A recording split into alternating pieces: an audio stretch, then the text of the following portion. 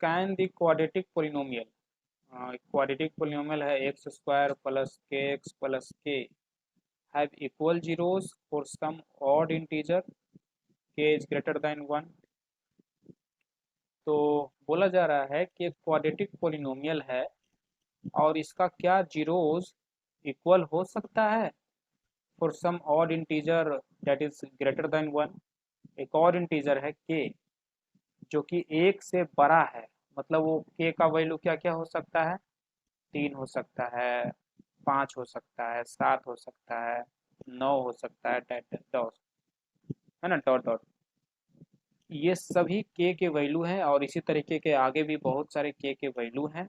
और क्वेश्चन बोल रहा है कि इन सभी के वैल्यू पर 3, 5, 7, 9, 11 इन सभी के वैल्यू पर जब ये के का ये सब वैल्यू होगा तो क्या इस क्वाड्रेटिक पोलिनोमियल का जो जीरोज होगा वो इक्वल हो सकता है। फॉर एग्जांपल अगर हम के का वैल्यू 3 लें तो ये पोलिनोमियल बनेगा हमारा, तो इसका जो जीरोज निकालेंगे क्या इक्वल होगा। या अगर हम 5 ले के का वैल्यू तो हमारा जीरोज ये बनेगा, सॉरी हमारा पोलिनोमियल ये बनेगा। तो क्या इसका जीरोज इक्वल होगा, जो भी हो इक्वल होगा क्या, ये है क्वेश्चन।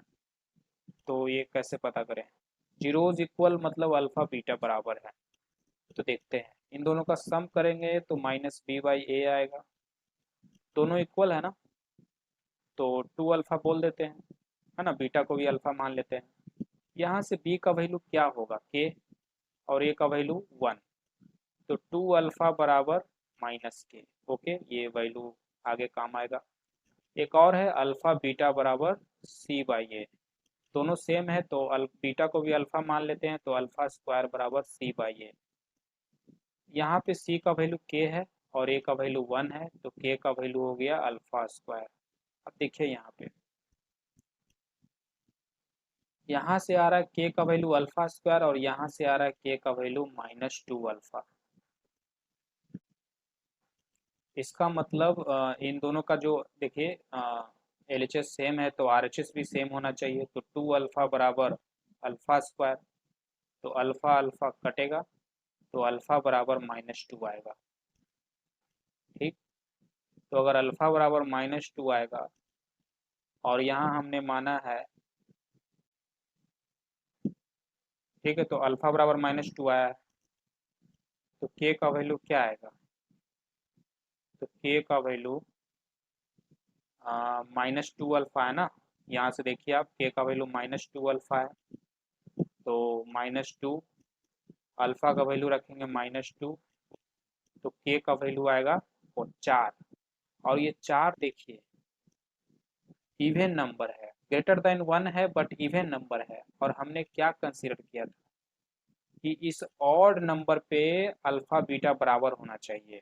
देखिए ध्यान से समझिए बात को, क्वेश्चन बोला है कि इन सभी ऑड नंबर पे अल्फा बीटा बराबर होगा, क्या ये हो सकता है। ठीक है, तो हम क्या किए, अल्फा बीटा को बराबर लेके चले और अपना काम किए, काम करते करते करते करते हमें पता चला कि के का वैल्यू 4 होगा।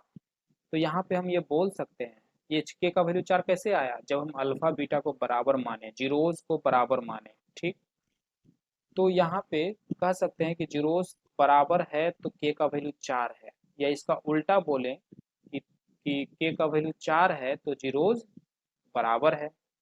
तो ये बात तो गलत हो गई ना, ये बोल रहा है कि के का वैल्यू 3, 5, 7, 9, सॉरी 11, 15 ये सब होगा तब जीरोज बराबर होगा, पर हमें तो मिल रहा है के का वैल्यू 4 होगा तब जीरोज बराबर होगा, जो कि एक इवन नंबर है और ये बोल रहा है ऑड नंबर।